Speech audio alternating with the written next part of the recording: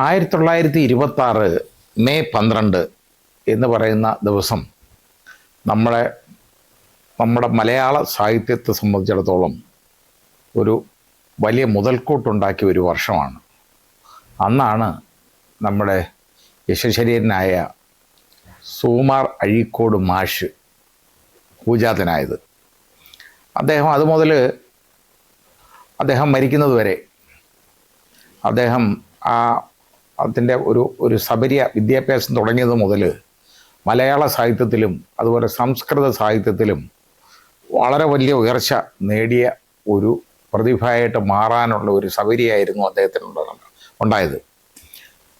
BCom ബിരുദധാരി ആയ അദ്ദേഹം പിന്നെ തിരഞ്ഞെടുത്തത് മലയാള ഭാഷയും സംസ്കൃത ഭാഷയുമാണ്.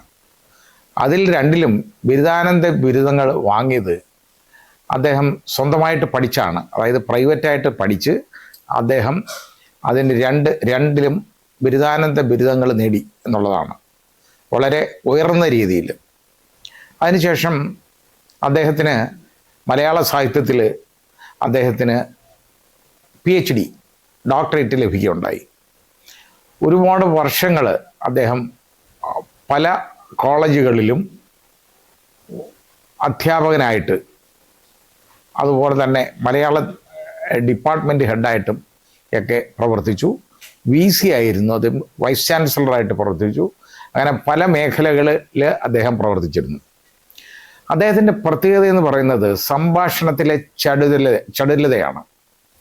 ഞാൻ വളരെ ചെറുപ്പം മുതൽ വളരെ ആകർഷകനായിരുന്നത് അദ്ദേഹത്തിൻ്റെ പ്രഭാഷണമാണ്. അദ്ദേഹത്തിൻ്റെ പ്രഭാഷണം എന്ന് പറഞ്ഞാൽ അത് കേട്ടിരിക്കുന്നത് വളരെ വലിയൊരു അനുഭൂതിയായിട്ടാണ് എനിക്ക് തോന്നിയിട്ടുള്ളത്.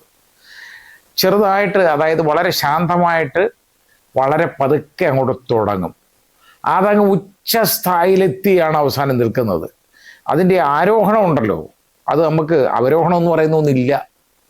ആരോഹണം എത്തി അങ്ങ് ക്ലൈമാക്സിലെത്തി അവിടെ നിൽക്കുകയാണ് ചെയ്തുകൊണ്ടിരുന്നു. അദ്ദേഹത്തിൻ്റെ വളരെ അടുത്ത സുഹൃത്തായിരുന്നു വൈക്കം മുഹമ്മദ് ബഷീർ. വൈക്കം മുഹമ്മദ് ബഷീറുമായിട്ട് ബേപ്പൂർ സുൽത്താനുമായിട്ട് വളരെ അടുപ്പമായിരുന്നു അഴീക്കോട് മാഷിന്. അഴീക്കോട് മാഷ് എൻ്റെ ഈ പ്രഭാഷണ ശൈലിയെ ബേപ്പൂർ സുൽത്താൻ വിശേഷിപ്പിച്ചത് സാഗരഗർജനം എന്നുള്ള പേരിലാണ്. കാരണം സാഗരഗർജനം എന്ന് പറഞ്ഞാൽ കടലിലെ തിരമാലകളുണ്ടല്ലോ, ആർത്തലച്ച് പതിക്കുന്ന തിരമാലകൾ, അതുപോലെയാണ് അദ്ദേഹത്തിൻ്റെ പ്രഭാഷണ കല അദ്ദേഹം കൊണ്ടുപോയിട്ടുള്ളത്. നിശ്ചിതമായ വിമർശനമാണ് അദ്ദേഹം നടത്തിക്കൊണ്ടിരുന്നത്. അത് ഞാൻ പറഞ്ഞില്ല, വളരെ ശാന്തമായിട്ട് അങ്ങോട്ട് തുടങ്ങും, അതങ്ങ് ഉച്ചസ്ഥായിലേക്ക് കയറുമ്പം അനർഗളം ഇങ്ങനെ വന്നുകൊണ്ടിരിക്കുകയാണ് വാചകങ്ങൾ. ആ വാചകങ്ങളെന്നുണ്ടല്ലോ, അതിനൊരു നിർത്തില്ല, ഒരു സംശയമില്ല, ഇടയ്ക്കൊന്ന് തപ്പുന്ന ഒരു പരിപാടി കാണാനില്ല, അതിങ്ങനെ പറഞ്ഞുകൊണ്ടിരിക്കും. അദ്ദേഹം ശ്രീനാരായണ ഗുരുവിനെ കുറിച്ചൊക്കെ പറഞ്ഞേക്കുന്ന കാര്യങ്ങൾ എന്നൊക്കെ പറഞ്ഞാൽ ഗുരുവിൻ്റെ മതത്തെ സംബന്ധിച്ചുള്ള സങ്കല്പം എന്നൊക്കെ പറയുന്നതിന് അദ്ദേഹം അതിനെ ആധുനിക കാലത്തെ കാര്യങ്ങളുമായിട്ട് ബന്ധപ്പെടുത്തി ഒരുപാട് കാര്യങ്ങൾ പറയാറുണ്ടായിരുന്നു. അപ്പോൾ അത് വളരെ ഒരു നിരൂപണാത്മകമായ രീതിയിൽ ആണ് അദ്ദേഹം അതെല്ലാം നോക്കിക്കൊണ്ടിരുന്നത്. ഞാൻ എനിക്ക് ഏറ്റവും ഇഷ്ടപ്പെട്ട പുസ്തകം തത്വമസിയാണ്. 1984 എഴുതിയതാണ്. എൻ്റെ കയ്യിലുണ്ട്, ആ പുസ്തകമുണ്ട്. അപ്പോൾ അത് ഉപനിഷത്തുകളുണ്ടല്ലോ, നമുക്ക് സാധാരണഗതിയിൽ ഒരു സാധാരണക്കാരന്, ഇപ്പോൾ എന്നെ പോലുള്ള ഒരാൾക്ക് അപ്രാപ്യമാണ്. കാരണം അത് വായിച്ച് മനസ്സിലാക്കുക എന്ന് പറയുന്നത് ബുദ്ധിമുട്ടാണ്. പക്ഷേ ലളിതമായ ഭാഷയിൽ അദ്ദേഹം അതിനെ വ്യാഖ്യാനിച്ച് എഴുതിയേക്കുന്ന ഒരു പുസ്തകമാണ് തത്വമസിക്ക് അദ്ദേഹം കൊടുത്ത വിവർത്തനം, തത്വമസി എന്നുള്ളതിനെ കുറിച്ച് അദ്ദേഹം കൊടുത്ത അതിൻ്റെ അർത്ഥം വളരെ അർത്ഥവത്തായ ഒരു കാര്യമാണ്. തത്വമസി അത് നീയാകുന്നു എന്നുള്ളതാണ്. അതായത് തത് അത്, ത്വം നീ, അസി ആകുന്നു, അതായത് സംസ്കൃതമാണ്. അപ്പോൾ അത് നീയാകുന്നു എന്നുള്ള ഒരു കാഴ്ചപ്പാടാണ് തത്വമസിക്ക് അദ്ദേഹം കൊടുത്തത്. വളരെ ശരിയായ അർത്ഥമാണ്.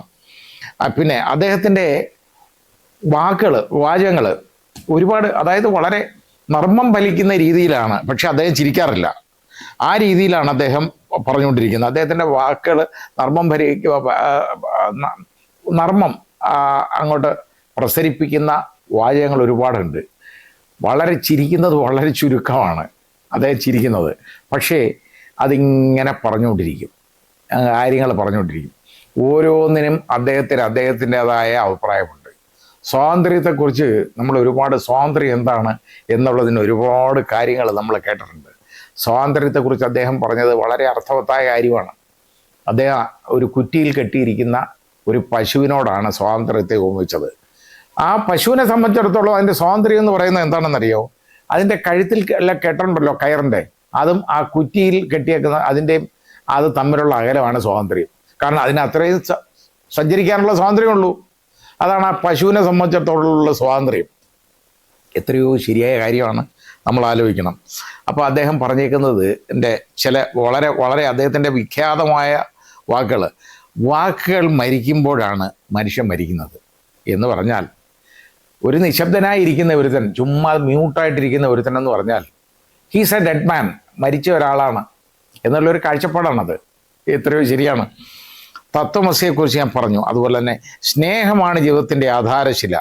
സ്നേഹമില്ലാത്ത അറിവ് അർത്ഥശൂന്യമാണ്. പിന്നെ അതേപോലെ തന്നെ തെറ്റ് ചെയ്യുന്ന ഭരണാധികാരിയേക്കാൾ, അത് വളരെ എന്നെ ആകർഷിച്ചിട്ടുള്ള ഒരു കാര്യമാണ്. തെറ്റ് ചെയ്യുന്ന ഭരണാധികാരിയേക്കാൾ വലിയ കുറ്റവാളി അത് കണ്ടിട്ട് മിണ്ടാതിരിക്കുന്ന പൗരനാണ് എന്നുള്ളതാണ്. ശരിയല്ലേ? ജനാധിപത്യ വ്യവസ്ഥയിലുള്ള ഏറ്റവും വലിയൊരു, അതിനെ സംബന്ധിച്ചുള്ള ഒരു വലിയ കാഴ്ചപ്പാടാണത്. ഭരണാധികാരികൾ തെറ്റ് ചെയ്താൽ അതിനെ വിമർശിക്കണം, അതിനെതിരെ പ്രതികരിക്കണം, ചൂണ്ടിക്കാണിക്കണം. അത് മിണ്ടാതെ സഹിക്കുന്ന ഒരു പൗരനുണ്ടല്ലോ, അയാളാണ് ഈ ഭരണാധികാരിയേക്കാൾ കുറ്റവാളി എന്നാണ് അദ്ദേഹത്തിൻ്റെ കാഴ്ചപ്പാട്. അതുപോലെ തന്നെ രാഷ്ട്രീയം എന്ന് പറയുന്നത് സേവനമായിരിക്കണം, അല്ലാതെ വെറും അധികാര കസേരകളിലേക്കുള്ള ഓട്ടമാകരുത്. അതാ രാഷ്ട്രീയം എന്ന് പറയുന്നത് സേവനമായിരിക്കണം. അത് മഹാത്മാഗാന്ധി പറഞ്ഞേക്കുന്നതാണ്. വലിയ ഗാന്ധിയനാണ് അദ്ദേഹം. ആയിരുന്നു. ഗാന്ധിജിയെ നേരിട്ട് സബർമതി ആശ്രമത്തിൽ പോയി കണ്ടിട്ടുള്ളതാണ്. 21 വയസ്സിലാണ് അദ്ദേഹം ഗാന്ധിജിയെ പോയി കാണുന്നത്. അത് ജീവിതത്തിൽ ഒരു പ്രത്യേക കാഴ്ചപ്പാടുകൾ ഉണ്ടാക്കാൻ അദ്ദേഹം സഹായിച്ചു എന്ന് അദ്ദേഹം പിന്നീട് പലപ്പോഴും പറഞ്ഞിട്ടുണ്ട്. കേരളം ഒരു സ്വാമി വിവേകാനന്ദൻ പറഞ്ഞല്ലോ, കേരളം ഒരു ഭ്രാന്താലയമാണെന്ന്. അദ്ദേഹത്തിൻ്റെ കാഴ്ചപ്പാട് അഴീക്കോട് മാഷ് പറഞ്ഞത് കേരളം ഒരു ഭ്രാന്താലയമല്ല, പക്ഷേ അത് ചിലപ്പോൾ ഒരു വിഡ്ഢിത്താലയമായി മാറുന്നുണ്ടോ എന്ന് സംശയിക്കേണ്ടിയിരിക്കുന്നു. ഭ്രാന്താലയമൊന്നുമല്ല, വിഡ്ഢികളായിട്ട് ചിലപ്പം മാറുന്നു മനുഷ്യർ, ഭ്രാന്തന്മാരായിട്ടല്ല എന്നതായിരുന്നു അദ്ദേഹത്തിൻ്റെ കാഴ്ചപ്പാട്. അതുപോലെ നിരൂപണം, വിമർശനത്തെ സംബന്ധിച്ച് അദ്ദേഹത്തിൻ്റെ പറഞ്ഞേക്കുന്നത് വളരെ അർത്ഥവത്തായ കാര്യമാണ്, എല്ലാവരും ശ്രദ്ധിക്കുന്നതാണ്. വിമർശനം എന്ന് പറയുന്നത് ക്രിയാത്മകമായിരിക്കണം. അത് ഒരുവനെ തകർക്കാനല്ല, മറിച്ച് പുതിയ ചിന്തകളിലേക്ക് നയിക്കാനായിരിക്കണം എന്നാണ്. അതായത് വിമർശനം എപ്പോഴും പറഞ്ഞില്ലേ, അത് ഒരു ഹെൽത്തി ആരോഗ്യപരമായ വിമർശനമായിരിക്കണം എന്നാണ്. അയാൾ ഒരുത്തനെ തകർക്കാനല്ല, ഒരുത്തനെ തച്ച് കൊല്ലാനല്ല വിമർശനം, നശിപ്പിക്കാനല്ല. അത് പുതിയ ചിന്തകളിലേക്ക് നയിക്കാൻ ഉതകുന്നതായിരിക്കണം ആ വിമർശനം.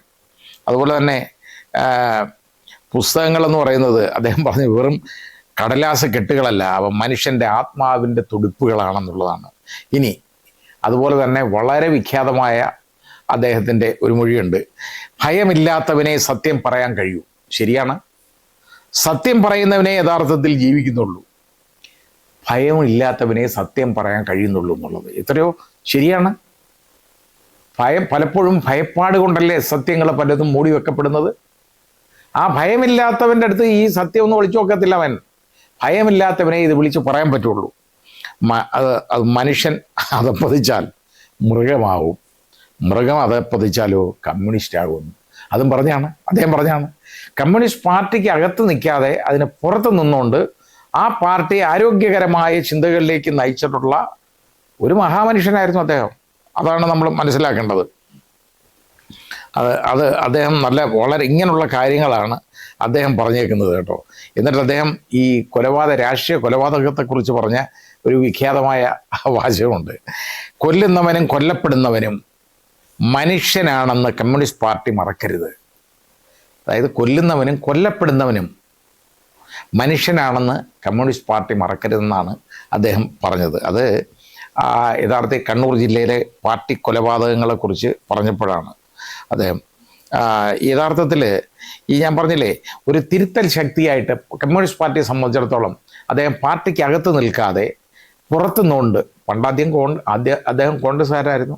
കോൺഗ്രസിനെ അദ്ദേഹം ഉപേക്ഷിച്ചതാണ്. കോൺഗ്രസ് അദ്ദേഹത്തെ ഉപേക്ഷിച്ചതല്ല. അപ്പോൾ അത് കഴിഞ്ഞതിന് ശേഷം അദ്ദേഹം കമ്മ്യൂണിസ്റ്റ് ആയില്ല, പക്ഷേ പാർട്ടിക്കകത്ത് നിന്നിട്ടില്ല. എന്നാൽ പാർട്ടിയുടെ പുറത്ത് നിന്നുകൊണ്ട് പാർട്ടിയെ തിരുത്തുന്ന ഒരു മനസാക്ഷി സൂക്ഷിപ്പുകാരനായിട്ട് അദ്ദേഹം മാറിയിരുന്നു. വളരെ വളരെ വളരെ ഒരുപാട് കാര്യങ്ങൾ അദ്ദേഹത്തിന് നമുക്ക് അപ്രാപ്യമാണ് പലപ്പോഴും.